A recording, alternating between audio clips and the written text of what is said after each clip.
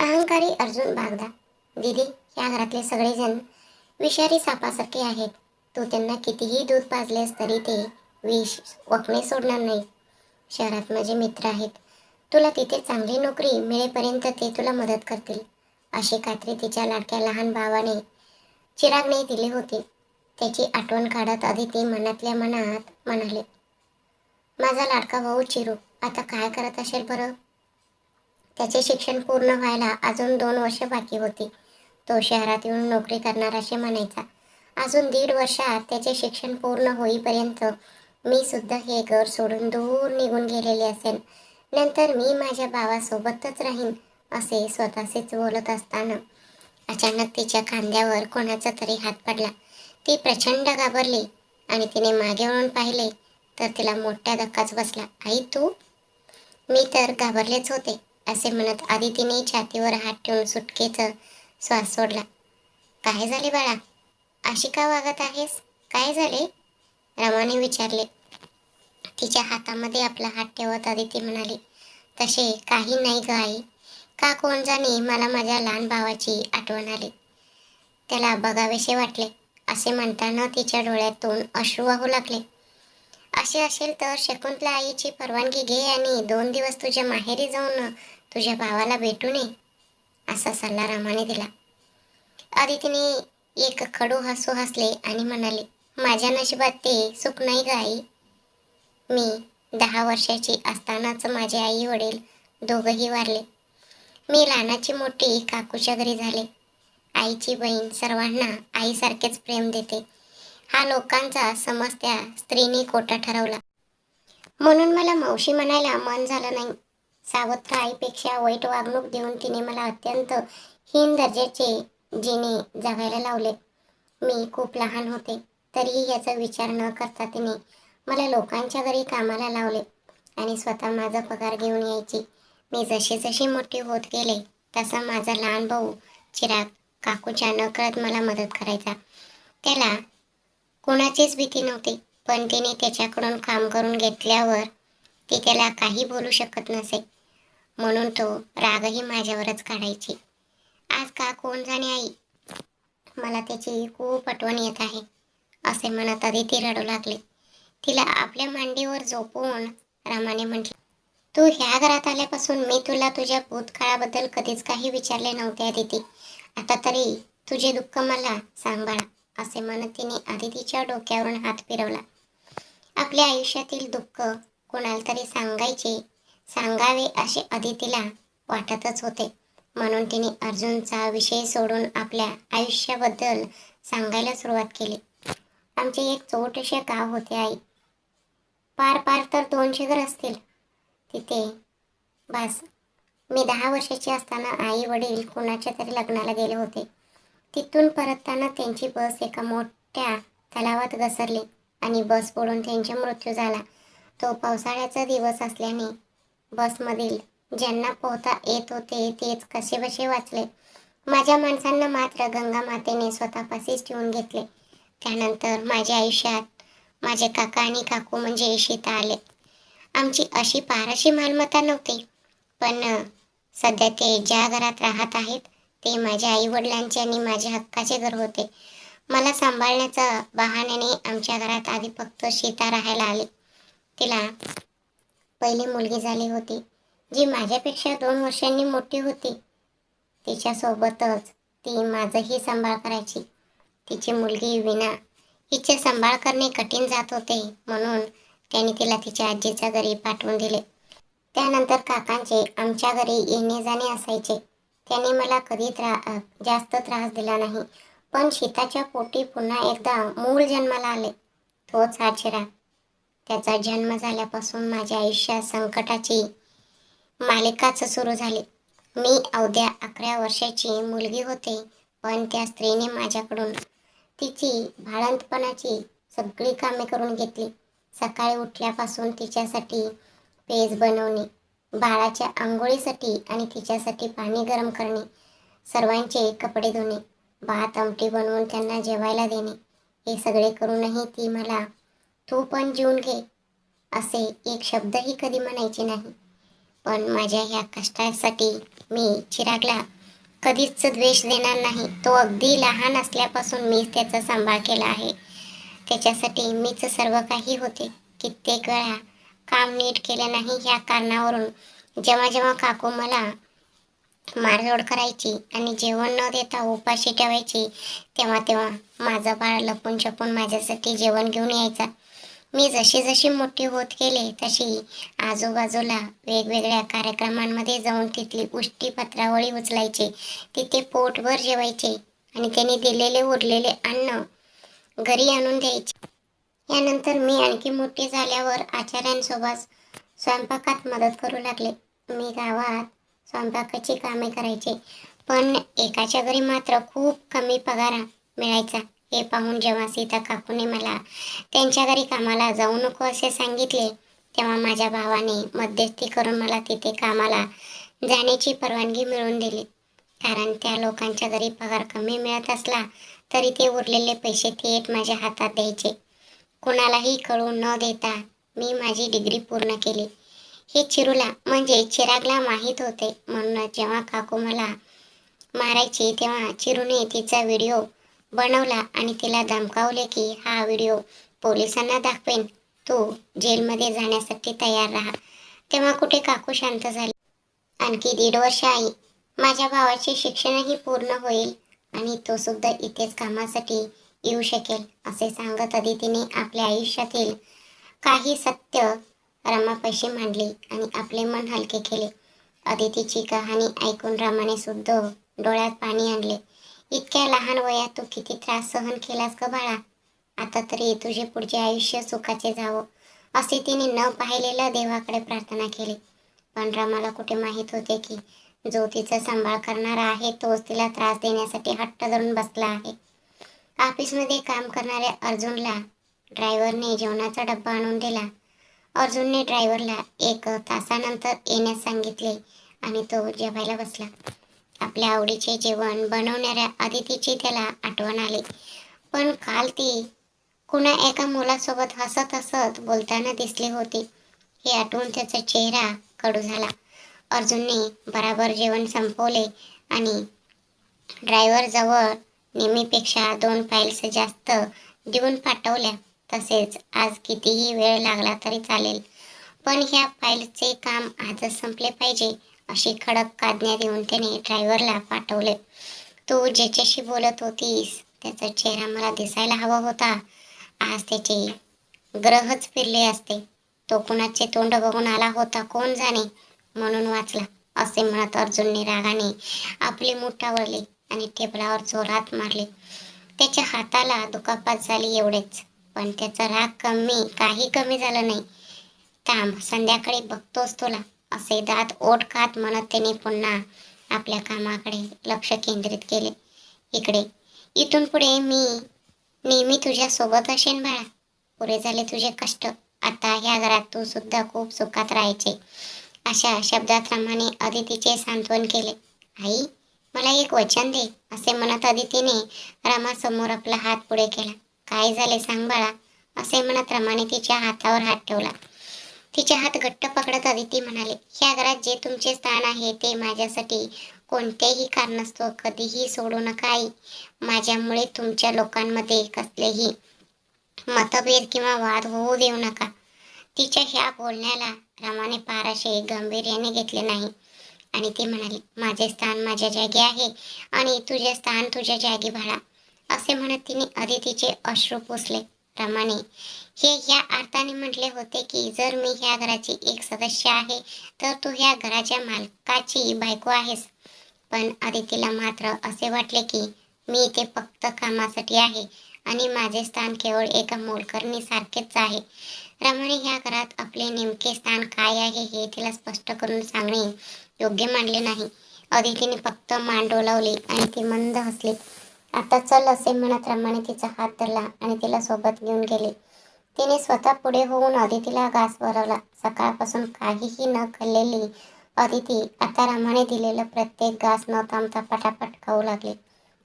इकडे ऑफिसमधून जेवणाचा डबा घेऊन आलेला ड्रायव्हरकडून अदितीने तो घेतला.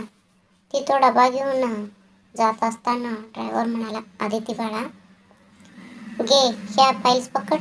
सर आज का कोण जाणे खूप रागात होते ग. त्याने सांगितले आहे की हे काम आज कितीही वेळ लागला तरी संपवायचे आहे. अदिती मंद हसली.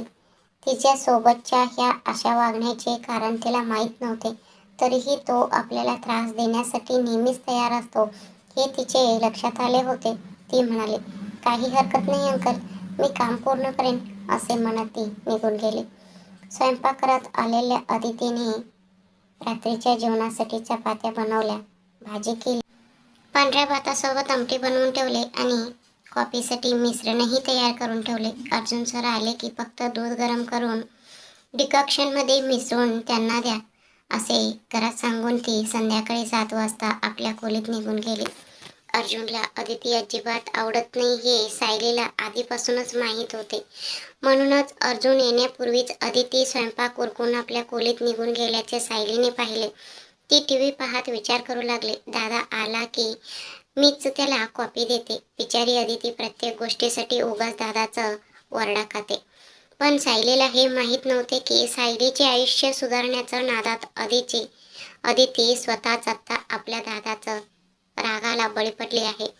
अर्जुन आणि अदिती यांच्यातील अंतर मिटवण्यासाठी सायलीने स्वतः पुढाकार घेऊन काही गोष्टी स्पष्ट केल्या नव्हत्या. दादाला अदिती आवडत नाही आणि परिस्थितीमुळे हतबल होऊन त्याने तिच्याशी लग्न केले आहे. म्हणूनच तो तिच्यावर नेहमी रागवतो आणि वाटेल तसे बोलतो, असेच सायलीला वाटत होते.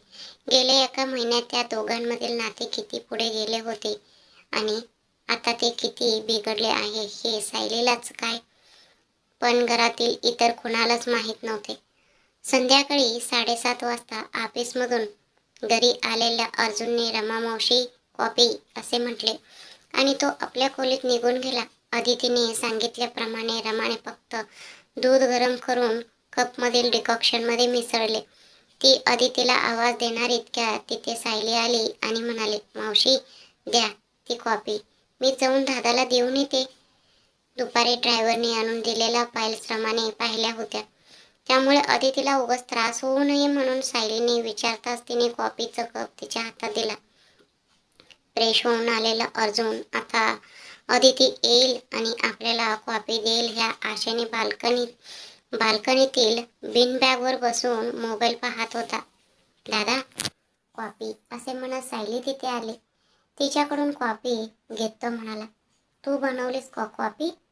सायलीला माहीत होते की दादासमोर जास्त वेळ खोटे बोलणे कठीण आहे. ती म्हणाली, नाही दादा, अदितीने सगळे तयार करून ठेवले होते. रमा मावशीने फक्त दूध गरम करून डिकॉक्शनमध्ये मिसळले आणि मी घेऊन आले, बस.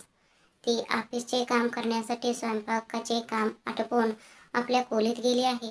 असा सगळा अहवाल सायलीने दादाला दिला.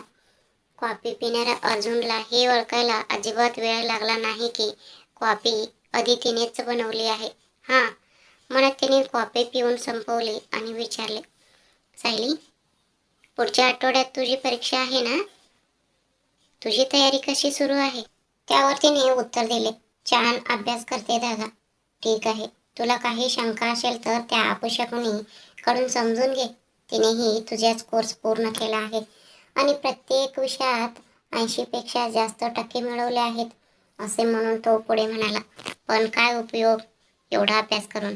शेवटी इथे येऊन भांडी घासणे आणि स्वयंपाक करणे नशिबातून सुटले नाहीच. त्याचे हे शब्द सायलीला अगदी स्पष्ट ऐकू आले होते.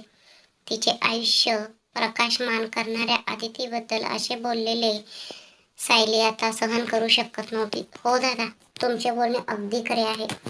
सकाळपासून नंदी बैलासारखी राबूनही ती तुझ्या ऑफिसचे कामही करून देते. तुमच्या ऑफिसमध्ये तिच्यासारखे बसून काम करणाऱ्यांना तुम्ही 5 अंकी पगार देता, पण बिचारीला इथे कोणतेही पगार मिळत नाही. एवढे बोलून ती तिथे न थांबता कॉफीचं कप घेऊन पळून गेले. आता दादासमोर उभे राहून बोलण्याची हिंमत तिच्यात नव्हती. अदितीच्या बाजूने एवढे बोलतानाच तिचे हात-पाय भीतीने थरथर कापत होते. रात्री सगळेजण जेवायला बसले तेव्हा अदिती फक्त शकुंतला मॅडमसाठी स्वयंपाकघरात चपात्या लाटत होती आणि रमा सर्वांना जेवण वाढत होती. अदितीने चपात्या खूप मऊ आणि छान बनवल्या होत्या आई, अदितीने किती छान चपात्या बनवल्या आहेत ना. तोंडात टाकताच विरघळत आहेत, चावाय पण लागत नाहीयेत आणि भाजी तर कोणत्याही 5 स्टार हॉटेलपेक्षा कमी नाही असे म्हणत सायली कौतुक करत जेवत होती. अर्जुनलाही तसेच वाटत होते, पण ते तोंडातून बाहेर काढायला त्याचा अहंकार आड येत होता. सगळ्यांचे जेवण झाल्यावर अर्जुनने जोरात आवाज दिला, आदिती. सगळेजण अजून डायनिंग टेबलावरच बसलेले असल्याने, अरे, तिला इतक्या जोरात का हाक मारतोयस असे शकुंतला हिने विचारले. सांगतो आई असे म्हणत त्याने पुन्हा तितकाच जोरात हाक मारली. भांडी घासणारी अदिती छोट्या टावेलने आपले हात पुसत सर म्हणत धावत आली आणि त्याच्या समोर मान खाली घालून उभी राहिली. हे बघ, मी आज ज्या फाईल्स दिल्या होत्या त्या खूप महत्त्वाच्या आहेत, त्यामुळे आज कितीही वेळ लागला तरीही त्या माझ्या खोलीत आणून दे. मला त्या एकदा क्रॉस व्हेरीफाय करायचं आहेत आणि उद्याच फायनल करायचे आहेत असे त्याने सांगितले. अदितीला ठाऊक होते की त्यातील कोणत्याही फाईल उद्याच फायनल करायची इतकी घाईची नव्हती. तरीही ती सगळ्यांसमोर तसे बोलू शकत नव्हती. ठीक आहे सर, मी लवकर संपवून देते. आता फक्त 2च फाईल्स उरल्या आहेत, ती म्हणाली. ओके, लवकर उरक आणि येताना 1 ग्लास दूध घेऊन ये, मग तुझ्या खोलीत जा असे सांगून तो हात धुवून निघून गेला. त्याचे हे बोलणे तिथल्या इतरांना फारसे काही वाटले नाही, पण स्वतः अदितीला मात्र त्याच्या ह्या शब्दांमुळे खूप वाईट वाटले. भांडी घासता घासता ती मनातल्या मनात हळहळले. जेवण करून मग लवकर काम संपव असेही ते म्हणू शकले असते, पण ह्यांना कधी असे वाटणारच नाही. रमा आणि शकुंतला ह्यांना अर्जुनचे बोलणे काही विशेष वाटले नाही. कामाच्या बाबतीत तो अगदी राक्षसासारखा वागतो हे त्यांना माहीत असल्याने त्यांनी त्याचे बोलणे नेहमीप्रमाणेच सहज घेतले. सगळ्यांचे जेवण झाल्यावर डायनिंग टेबल स्वच्छ करून अदिती दूध गरम करून घेऊन जाणार इतक्यात रमाने तिला थांबवले आणि म्हटले, बाळा, आपण अजून जेवलो नाही आहोत, चल आधी जेवून घेऊया. मग अदिती म्हणाली, आई, तू मला दुपारी एवढे भरवले आहेस की माझे पोट अजून भरलेले आहे. मला जेवण नको का आई? मी तुला सांगितले होते ना, त्यांच्यासोबतच जेवण उरकून तुझे औषध घेत जा असे म्हणत तिने खोटा राग दाखवला. बर, उद्यापासून तसेच करेन. आता मला खूप भूक लागली आहे, तू इथेच थांब, मी जेवते, ती म्हणाली. अदिती तिच्या समोर शांतपणे बसून राहिली. जेवताना अदितीने कितीही नको म्हटले तरी रमाने जबरदस्तीने तिला काही घास भरवलेच. चला, शेवटी तू मला जेवायला लावलंच, आता तरी आनंद झाला ना. आता तू औषध घे आणि झोप, मी सरांना दूध घेऊन माझे काम पटापट संपवते असे म्हणून ती तिथून निघाली. अर्जुनच्या खोलीपाशी आल्यावर अदितीला खूप भीती वाटू लागली. जेव्हा ती पहिल्यांदा ह्या घरात आली होती तेव्हा तिला अशीच भीती वाटायची. नंतर अर्जुननेच तिची ती भीती दूर केली होती, पण आता पुन्हा एकदा तो विनाकारण तिच्यावर टोमणे मारून, तिचा अपमान करून आणि तिच्यावर व्यंग करून मनात भीती निर्माण करत होता. सर, दूध असे ती हळूच म्हणाली आणि तिने तो ग्लास त्याच्या हातात दिला. एका अत्यंत महत्त्वाच्या क्लायंटची मीटिंग सुरू असल्यामुळे त्याने फक्त दूध घेतले आणि तिला तिथून पाठवून दिले.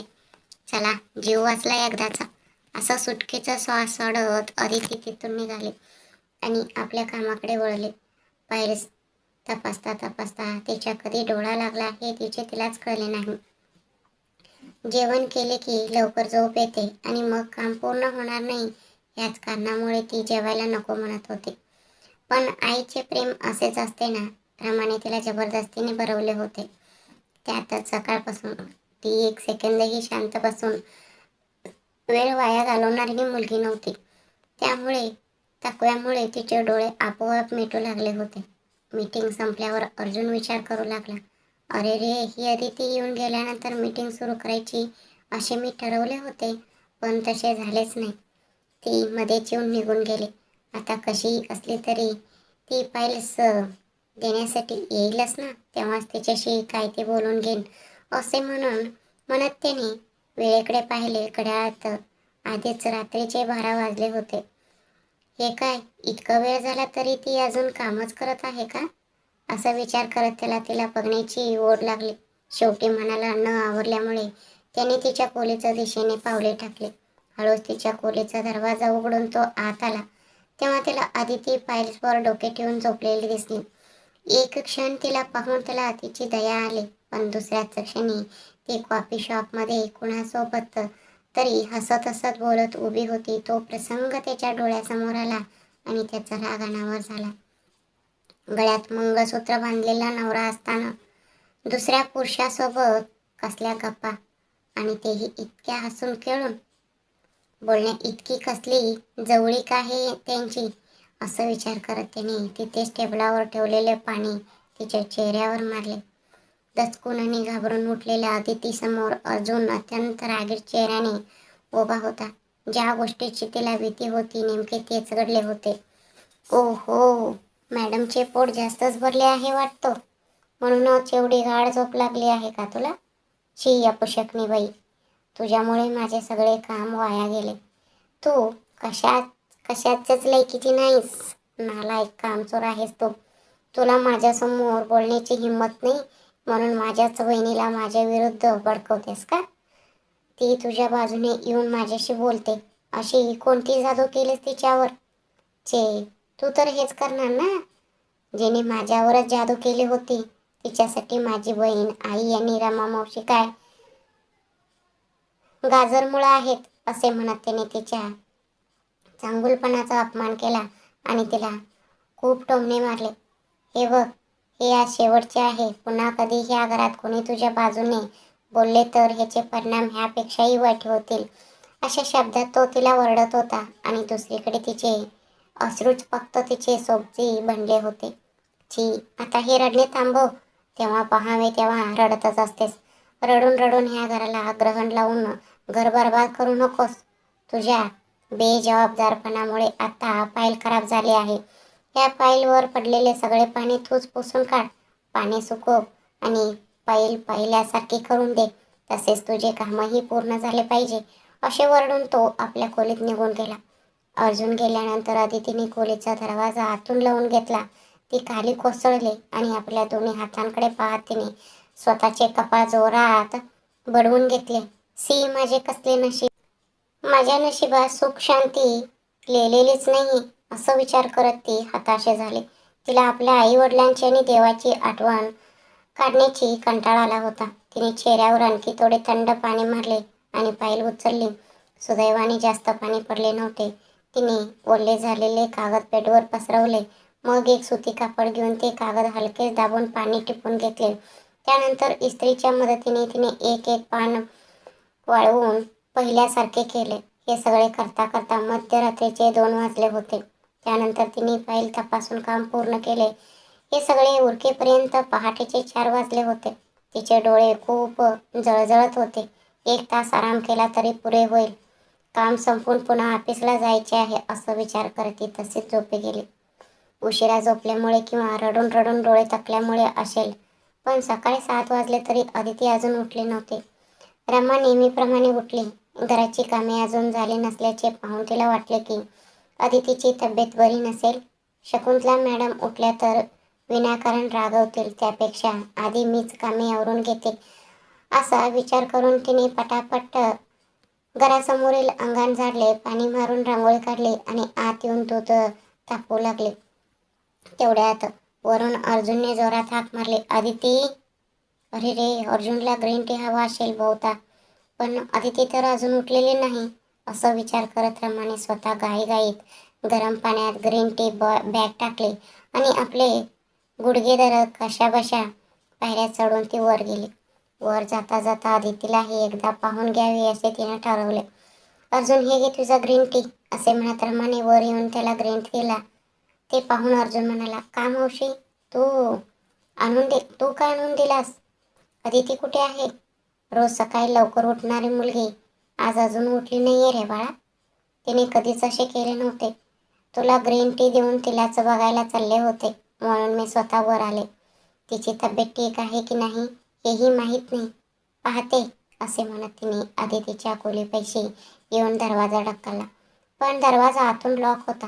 अदिती, असे 2दा म्हणत रमाने दरवाजा ठोठावला, पण आतून काहीच प्रतिसाद मिळाला नाही. रमाने घाबरून आवाज दिला, अर्जुन. अदिती दरवाजा उघडत नाही रे, तूच येऊन बघ जरा.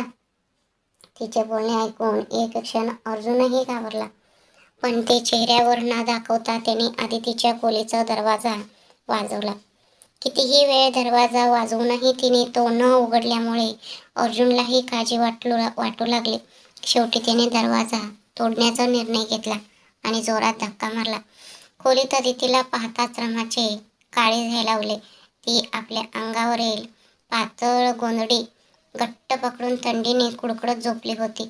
रमाने तिच्या कपाळाला हात लावून पाहिले तर तिची भीती आणखीनच वाढली. अर्जुन, हिला खूप ताप भरला आहे रे. मला वाटतं ही शुद्धीवर नाहीये. ताप डोक्यात भरण्यापूर्वी हिला तातडीने हॉस्पिटलमध्ये न्यावे लागेल. अर्जुनलाही तिचे बोलणे योग्य वाटले. त्याने स्वतः पुढे होऊन अदितीला दोन्ही हातात उचलले आणि तो कारच्या दिशेने निघाला. अदितीला उचलून घेतला. तिच्या शरीराची दग म्हणजे ताप अर्जुनलाही जाणवली. एक क्षण त्याच्या मनात अपराधीपणाची भावना दाटून आली. हे मात्र नक्की. त्याने तिला कारच्या मागच्या सीटवर झोपवले. रमाने अदितीचे डोके आपल्या मांडीवर ठेवले. ती अदितीच्या डोक्यावरून हात फिरवत आणि तिचा हात धरून अदिती अदिती असे म्हणत तिला शुद्धीवर आणण्याचा प्रयत्न करत होती. अदितीचे ओठ थरथरत होते आणि थंडीमुळे दात खडखडत होते. ती फक्त थंडीने कुडकुडत होती. त्याशिवाय तिच्याकडून दुसरा कोणताही प्रतिसाद मिळत नव्हता. अर्जुनने वेगाने कार चालवली आणि एक मोठं हॉस्पिटल समोर गाडी थांबवली. त्याने स्वतः पुढे होऊन तिला उचलले आणि इमर्जन्सी केस म्हणून ॲडमिट केले. सकाळी लवकर जास्त डॉक्टर नसतात हे माहीत असल्याने तो तिला थेट इमर्जन्सी वॉर्डमध्ये घेऊन गेला.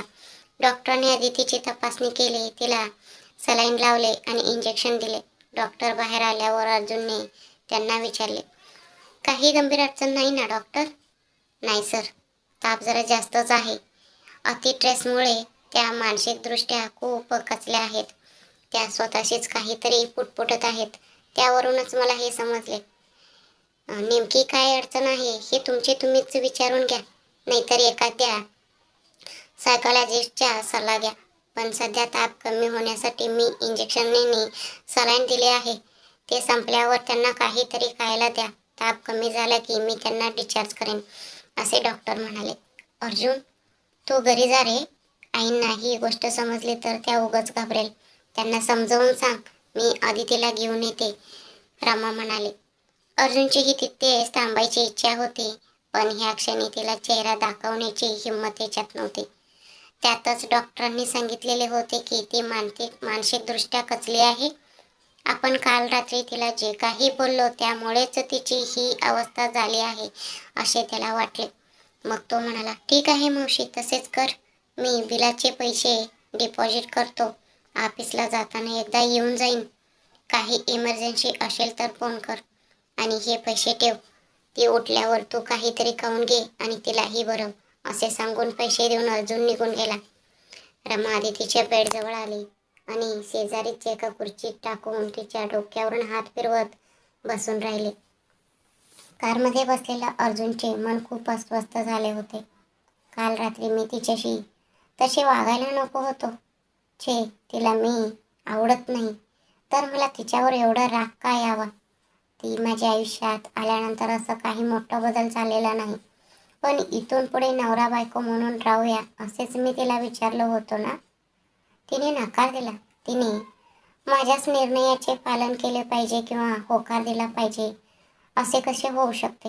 प्रत्येकाची आपले स्वतःचे जोडीदार कसा असावा याबद्दल तिच्याही काही इच्छा आणि स्वप्ने असतील. कदाचित तिने त्या मुलामध्ये ते शोधले असावे. हो, इथून पुढे मी तिच्या नादाला लागणार नाही आणि तिला तिच्या परिस्थितीवर सोडून देईल, असा विचार करत त्याने घराच्या दिशेने कार चालवली. तो घरी पोचला तेव्हा त्याची आई नुकतीच उठली होती. त्याने स्वतः तिच्यासाठी कॉफी बनवली आणि म्हणाला, अदितीला ताप आला आहे म्हणून रमा मावशी तिच्यासोबत थांबली आहे. घाबरण्यासारखे काही नाही, असे सांगून तिने तिचे सांत्वन केले आणि हॉटेलमधून नाश्ता ऑर्डर केला. नाश्ता ऑर्डर केल्यानंतर अर्जुन सायलीला सर्व सांगून आपल्या खोलीत गेला. अंघोळ आटपून ऑफिसला जाण्यासाठी त्याने वॉर्डरोब उघडले.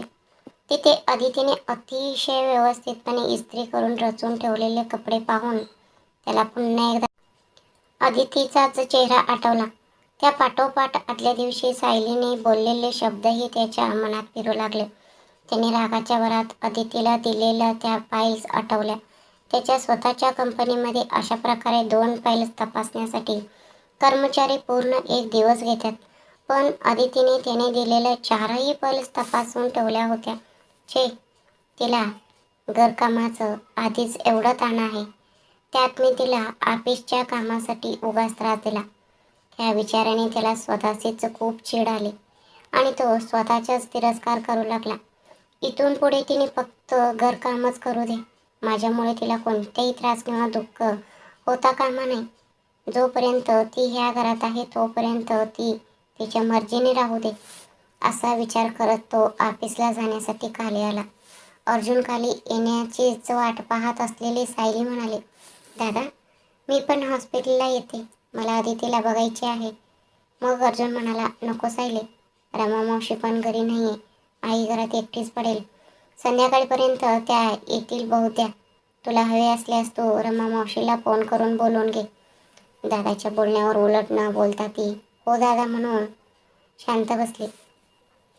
सायली, मला नाश्ता नको. आज मी ऑफिसच्या कॅन्टीनमध्येच नाश्ता करेन. आईला नाश्ता आणि औषध दे आणि तू पण नाश्ता करून अभ्यासला बस. समजले? असे म्हणत तो तिच्या डोक्यावरून हात फिरवून निघून गेला. आदल्या दिवशी सायली जे काही बोलली होती त्यात सत्य होतेच. तिच्या त्या बोलण्यामुळे आता साहेबांना म्हणजे अर्जुनला उशीर का होईना पण शहाणपणा सुचल्यासारखे दिसत होते. साऱ्यांची एक बाटली संपत आली तशी अदितीने हळूहळू डोळे उघडले. तिने आजूबाजूला पाहिले. आपण हॉस्पिटलमध्ये आहोत हे समजताच ती उठण्याचा प्रयत्न करू लागले. पण तिच्या हाताने साथ दिली नाही. तिच्या एका हाताला सुई लावून सलाईन चढवले होते. अरे, मला काय झाले आहे जे मला असे सलाईन लावले आहे, असं विचार करत ती आजूबाजूला पाहतच राहिले. सलाईन संपत आले होते तेव्हा रमा नर्सला बोलवण्यासाठी बाहेर गेली होती. आपल्या शेजारी कोणीच नाही हे पाहून अदितीला भीती वाटू लागली. मी इथे कशी आले असा विचार करत ती उठून बसण्याचा प्रयत्न करू लागली. डाव्या हाताला सलाईन लावलेले असल्यामुळे तिने उजव्या हात बेडवर टेकून उठण्याचा प्रयत्न केला. पण बेडच्या अगदी टोकावर हात ठेवल्यामुळे तिचा हात घसरला. आता आपण पडणारच ह्या भीतीने तिने डोळे घट्ट मिटून घेतले. पण आपल्याला दुखापत झाली नाही आणि आपण पडलो नाही हे जाणवल्यावर तिने हळूहळू डोळे उघडले. अर्जुनने तिला आपल्या हातांच्या विळखा घालून खाली पडण्यापासून वाचवले होते. तिथे अर्जुनला अचानक समोर पाहताच अदिती वाघाला समोर पाहून हरीण जसे घाबरते तसे थरथर कापले. तिने डोळे मोठे केले आणि भीतीने तुंकी गिळली. तिची ही अवस्था पाहून अर्जुनला जाणीव झाली की आपल्या वागण्याचा तिच्या मनावर किती वाईट परिणाम झाला आहे. हे पाहून त्याला स्वतःचाच खूप राग आला.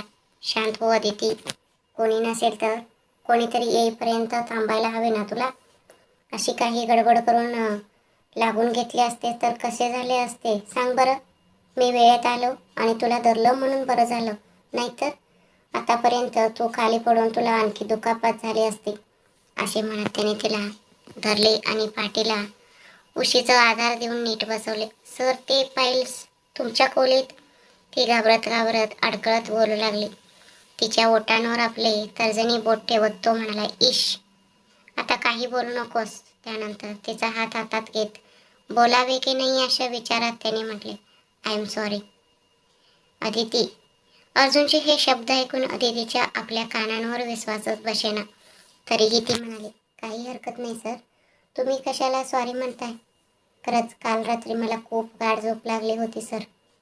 रमाईने मी नको म्हणत असतानाही हट्टाने जेवायला लावले, त्यामुळे माझे डोळे आपोआप मिटू लागले होते. पण मी फाईलचे काम पूर्ण केले आहे सर. फक्त तुमच्या खोलीत आणून ठेवायचे विसरले. तिच्यासोबत एवढे सगळे घडले असूनही तिने तिचे काम पूर्ण केले होते हे ऐकून अर्जुनला तिचे खूप कौतुक वाटले. तर दुसरीकडे स्वतःचा अधिकच राग आला. तेवढ्यात तिथे नर्स आली आणि तिने सलाईनची सुई काढली. ठीक आहे अदिती, आता काही नाश्ता केलास का तू, असे त्याने विचारल्यावर तिने नाही म्हणून मान हलवली आणि नजर खाली केली. काल रात्री जेवणाच्या कारणावरून तो जे काही बोलला होता ते आठवताच तिच्या डोळ्यात पुन्हा अश्रू दाटून आले आणि गालावरून वाहू लागले. तिचे मन वळकून तो म्हणाला, सॉरी अदिती, काल रात्री जेवणाच्या बाबतीत मी तुझ्याशी तसे बोलायला नको होतं. असू दे हो सर, लहानपणापासून दुसऱ्यांचं तुकड्यांवर म्हणजे मिंदेपणाचे जेवण जगणाऱ्या माझ्यासारख्या मुलीला तुमचे हे एकच बोलणे काही नवीन नाही. टोमणे, बोचणारे शब्द, व्यंग्य हे सगळ्याची मला आता सवय झाली आहे. उलट आता तर त्यांनाही मीच आवडायला लागले आहे, असे ती एक कडू हसू हसत म्हणाली. तिचे मन आतून किती कचले आहे आणि किती सुन्न झाले आहे याची आता त्याला जाणीव झाली. इथून पुढे हिला दुखवणारे कोणतेही शब्द बोलायचे नाहीत. तिला जितके जमेल तितके आनंदी ठेवायचे. तिच्या मनातील दुःख कमी करून तिच्याशी मित्रासारखे राहायचे. तिच्या चांगल्या वाईटात मी खंबीरपणे पाठीशी उभे राहायचे आणि तिला तिच्या आवडत्या व्यक्तीसोबत पाठवून द्यायचे, असा पक्का निर्णय त्याने मनात घेतला. ठीक आहे, आधी तू काहीतरी खाऊन घे, मी नाश्ता घेऊन येतो, असे म्हणून तो उठणार इतक्यात तिथे रमा आले. तिच्या हातात नाश्ता होता. अर्जुनने तिला विचारले, मावशी कुठे गेली होतीस तू? तिचे सलाईन संपले होते रे बाळा, म्हणून मी नर्सला बोलवायला गेले होते. त्यांच्यासोबत परत येत असताना तू आधीच आत आला होतास, म्हणून मग मी हिच्यासाठी नाश्ता आणायला गेले. आता हिला नाश्ता भरवते आणि मग मी स्वतः नाश्ता करायला जाते, ती म्हणाली. रमाच्या हातातील नाश्ता स्वतः घेत अर्जुन म्हणाला, मावशी 11 वाजून गेले आहेत, आधी तू जाऊन नाश्ता कर, हिचे मी बघतो. रमाला त्यांच्यातील वादाची कोणतीच गोष्ट माहीत नसल्यामुळे ती हो म्हणून तिथून निघून गेली. नाश्त्याचे पाकिट उघडून अर्जुनने अदितीसमोर पहिला घास धरला. सर, माझ्या हाताला काही झालेलं नाहीये, द्या मी स्वतः खाते. डाव्या हातालाच सुई लावली होती ना, ती म्हणाली. तिच्या बोलण्याने त्याला काही फरक पडला नाही. आता गुपचूप खातेस की नाही, असे तिने खोट्या रागाने बोलला. ती भीतीने शांत झाली आणि तिने तोंड उघडले. त्याने दिलेले सगळे घास तिने पुढे एक शब्दही न बोलता खाल्ले. मी आजारी आहे हे माहीत असूनही हे माझ्यावर वरडतात, असा विचार तिने मनातल्या मनात केला, पण तोंडातून एक शब्दही काढला नाही. तिचे तोंड पुसून डॉक्टरांनी दिलेले औषधे तिने खाल्ल्यावर तो म्हणाला, आता तू शांत झोप आणि आराम कर. दुपारपर्यंत जरा ताप उतरला तर घरी सोडून देतील, असे डॉक्टर म्हणाले. त्याच्या बोलण्यावर काहीही न बोलता तिने शांतपणे डोळे मिटून घेतले. कालपासून नीट झोप न झाल्यामुळे, तसेच औषध इंजेक्शनच्या परिणामामुळे आणि पोट भरल्यामुळे उशीवर डोके टेकवताच काही मिनिटातच ती गाढ झोपी गेली. तिच्या संत आणि नियमित चालणाऱ्या श्वासांवरून ती झोपली आहे हे स्पष्ट कळत होते. अर्जुन एकटक तिच्या चेहऱ्याकडे पाहत राहिला. त्या निष्पाप चेहऱ्यावर त्याला कोणत्याही कपटीपणा किंवा खोटेपणा दिसला नाही. पण तो मुलगा अदितीचा लवर आहे असे मला का वाटू लागले? त्याला पाहून मला जलस का वाटला? तिला ताप आल्यावर मी स्वतः एवढं का अस्वस्थ झालो? माझे मन एवढे का व्याकुळ झाले होते? काल रात्री तिला एवढे दुःख देऊन आल्यावर मी स्वतः का एवढं तडफडत होतो? या सगळ्याला काय नाव द्यावे? तो मुलगा अदितीच्या ओळखीचा का असू शकत नाही? तिच्या गावातली असू शकतो ना, पण अदितीची दुसऱ्या कोणत्याही मुलासोबत कल्पना करणे मला का सहन झाले नाही? असा विचार करत तो तिच्या शेजारी ठेवलेल्या खुर्चीवर बसला होता. तेवढ्यात त्याच्या मनाने उत्तर दिले, हे प्रेम आहे. काय प्रेम? त्याने स्वतःलाच विचारले. तेव्हा त्याच्या मनाने पुन्हा एकदा तेच सांगितले, हो, तू अदितीच्या प्रेमात पडला आहेस. शेवटी आपला हिरो प्रेमात पडलाच. आता त्याला त्याच्या प्रत्येक प्रश्नाचे उत्तर मिळाले होते. त्याचे तिच्यावर प्रेम आहे असे मनातून वाटत असले तरी तिने आधीच त्याला नकार दिला होता. त्यामुळे आता आपण आपले प्रेम व्यक्त करूनही काही फायदा होणार नाही या विचाराने त्याचे मन दुःखी झाले. त्याच्या डोळ्यातून अश्रू वाहून गालावर आले आणि तो उदास झाला. खूप कष्ट करून स्वतःची कंपनी उभी करण्यात व्यस्त असलेला अर्जुनला आजवर कोणतीही मुलगी आवडली नव्हती किंवा कुणाचे त्याच्या मनात स्थान निर्माण झाले नव्हते. त्यातच त्याने कंपनी स्थापन करून वर्षाचं सर्वोत्कृष्ट बिझनेस आयकॉन पुरस्कार जिंकला होता तेव्हा त्याची आत्या त्याच्या आईला भेटायला आली होती आणि तिने सांगितले होते की त्याच्या वडिलांच्या शेवटच्या इच्छेनुसार तिने आपल्या मुलीचे लग्न अर्जुनसोबत लावून देण्याची मागणी केली होती. पण वडिलांनी कधीच आपल्याशी याविषयी एक शब्दही बोलले नव्हते. या विचारात तो हरवून गेला होता. विचार करत असतानाच रमा कधी तिथे आली हे त्याच्या लक्षातही आले नाही. रमाने अर्जुनच्या खांद्यावर हात ठेवला तेव्हा तो विचारातून बाहेर आला. त्याने विचारले, मावशी तुझा नाश्ता झाला का? रमाने उत्तर दिले, हो अर्जुन झाला. आता तू ऑफिसला जायचं असेल ना, तू निघ. आदितीचे सांभाळ मी करते. रमाने असं म्हटल्यावर ऑफिसला जाण्याची अजिबात इच्छा नसतानाही अर्जुन म्हणाला, ठीक आहे मावशी, तिला डिस्चार्ज करायचे असेल तर मला सांग, मी स्वतः येईन. असे म्हणून आदितीच्या चेहऱ्याकडे एकटाक पाहत तो ऑफिसला निघून गेला. तो गेल्यावर रामाने त्याचा जाण्याच्या दिशेने पाहिले आणि ती मनातल्या मनात विचार करू लागली. अर्जुनचे आपल्या बायकोवर प्रेम आहे. आता जर शकुंतला यांनीही तिला या घराची सून म्हणून स्वीकारले तर हे घर खरोखरच नंदवन होईल. दोघांच्याही मनात एकमेकांबद्दल प्रेम होते पण ते एकत्र येऊ शकत नव्हते. आदितीच्या मनात अर्जुनबद्दल भीती होती तर अर्जुनचा असा गैरसमज झाला होता की आदितीच्या आयुष्यात आधीच दुसरं कोणीतरी आहे. याच चुकीच्या समजुतीमुळे तो स्वतःच्याच प्रेमाचा गळा घोटायला तयार झाला होता. ऑफिसमध्ये आलेल्या अर्जुनचे कामात अजिबात लक्ष लागत नव्हते. त्याचे मन सतत आदिती भोवतीच रेंगाळत होते. नाईलाजानेच त्याने काही मीटिंग्स अटेंड केल्या. दुपारच्या वेळेला त्याच्या पोटाने भुकेची जाणीव करून दिली. सकाळपासून आपण काहीच खाल्लं नाही हे आठवल्यानंतर त्याने कॅन्टीनमध्ये फोन करून जेवण पाठवायला सांगितले आणि मग रमा मावशीला फोन केला. फोन उचलून रामाने सांगितले, अजून डॉक्टर आलेले नाहीत रे. ते आले की काय म्हणतात ते विचारून मी तुला परत फोन करते. फोन ठेवल्यानंतर रामाने आदितीकडे पाहिले आणि म्हटले, बाळा तू माझ्याकडून असे खोटे का बोलायला लावलंस? डॉक्टर तर कधीच येऊन तुला डिस्चार्ज देऊन गेले ना. आता जर मी अर्जुनला खरे सांगितले असते तर तो स्वतः येऊन तुला घेऊन गेला असता. नको गाई, सर ऑफिसमध्ये किती बिझी असतात ना. केवळ एका कामवाल्या मुलीसाठी मी त्यांचा मौल्यवान वेळ का वाया घालू. आता मला एकदम बरे वाटत आहे. आपण ऑटो करून घरी जाऊया. रमालाही आदितीचे बोलणे योग्य वाटले पण ती पुढे म्हणाली, आदिती बाळा तू ह्या घरची नोकरानी नाहीस ग. तू त्या घराची सून आहेस. आज सकाळी तुला नाश्ता भरवून झोपवल्यानंतर अर्जुन कसा तरी उदास आणि मूक झाला होता. तुला माहित आहे का, बहुधा तुला ह्या अवस्थेत पाहून त्याचे मन खूप व्याकुळ झाले होते. त्याचे डोळेही पाणवले होते. रमाने एवढे सगळे समजावून सांगितले तरीही आदितीला काही बोलता आले नाही.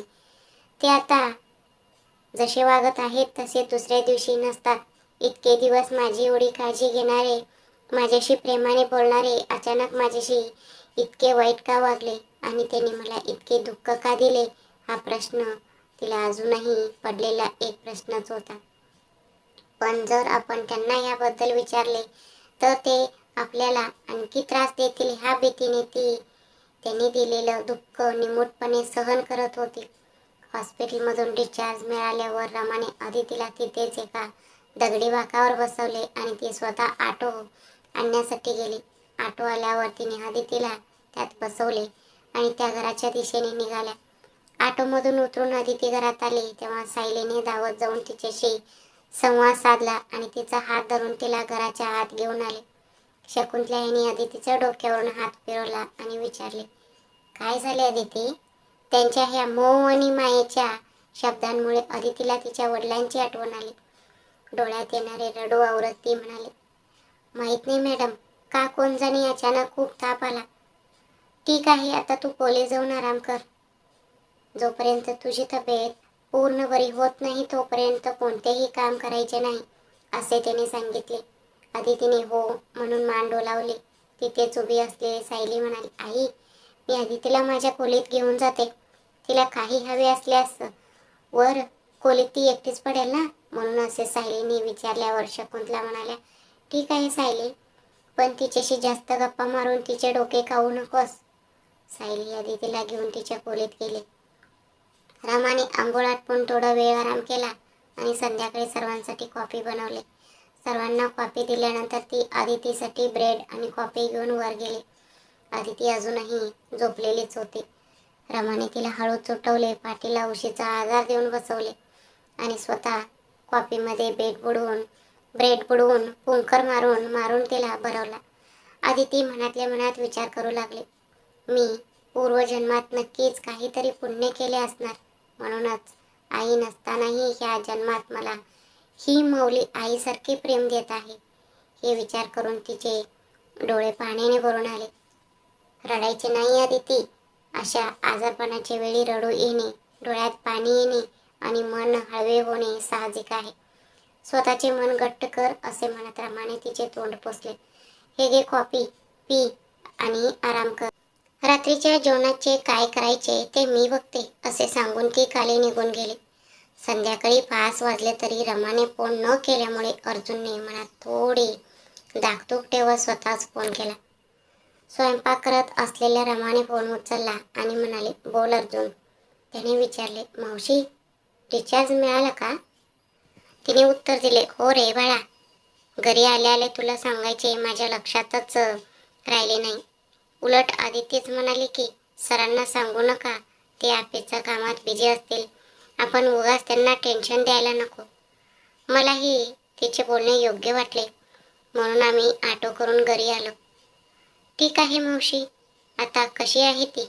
अर्जुनने विचारले. हो रे बाळा, आता तिला कॉफी आणि ब्रेड बनवून आले. आता आधीपेक्षा बरी आहे ती. अर्जुनने ठीक आहे मावशी म्हणून फोन ठेवला, पण त्याचे मन खरोखरच खूप उदास झाले. ती आपल्याला टाळत आहे, म्हणजे अवॉइड करत आहे हे स्पष्ट दिसत असूनही तो तिला ह्याबद्दल काहीच विचारू शकत नव्हता. अशी त्याची हतबल अवस्था झाली होती. रात्री घरी जाऊन तिच्याशी नक्कीच बोलेन असं विचार त्यांनी मनात केला, पण त्याला हे माहीत नव्हते की अदिती आता तिच्या स्वतःच्या खोलीत नसून त्याच्या बहिणीच्या म्हणजे सायलीच्या खोलीत झोपली आहे. अर्जुन घरी आला तेव्हा शकुंतला टीव्ही पाहत बसल्या होत्या. सायली तिच्या खोलीत होती. रमा स्वयंपाकघरात कामवाल्यांसोबत मिळून स्वयंपाक करत होती. शकुंतला यांनी आवाज दिला, रमा अर्जुनला कॉफी दे. रमाने आले मॅडम म्हणत अर्जुनला कॉफी आणून दिली. आपल्या आईच्या शेजारी येऊन बसत अर्जुनने विचारले, आई आता कशी आहे अदिती? शकुंतला म्हणाल्या, हो आता बरी आहे, तब्येत सुधारते तिची. पुढच्या आठवड्यात तुझी आत्या आणि तिची मुलगी येत आहेत. तिचे मास्टर्स पूर्ण झाले आहे म्हणे. तुझ्यासोबत आपल्याच कंपनीत काही महिने तिला काम करायचे आहे. शकुंतला यांचे बोलणे हॉलमधून थेट सायलीच्या खोलीपर्यंत ऐकू जात होते. तिथे डोळे मिटून शांतपणे झोपलेल्या अदितीलाही त्यांचे शब्द स्पष्ट ऐकू आले. ते ऐकताच तिच्या डोळ्यातून अश्रू वाहून कानापर्यंत आले. मग अर्जुन म्हणाला, ठीक आहे आई, येऊ देत, काही हरकत नाही.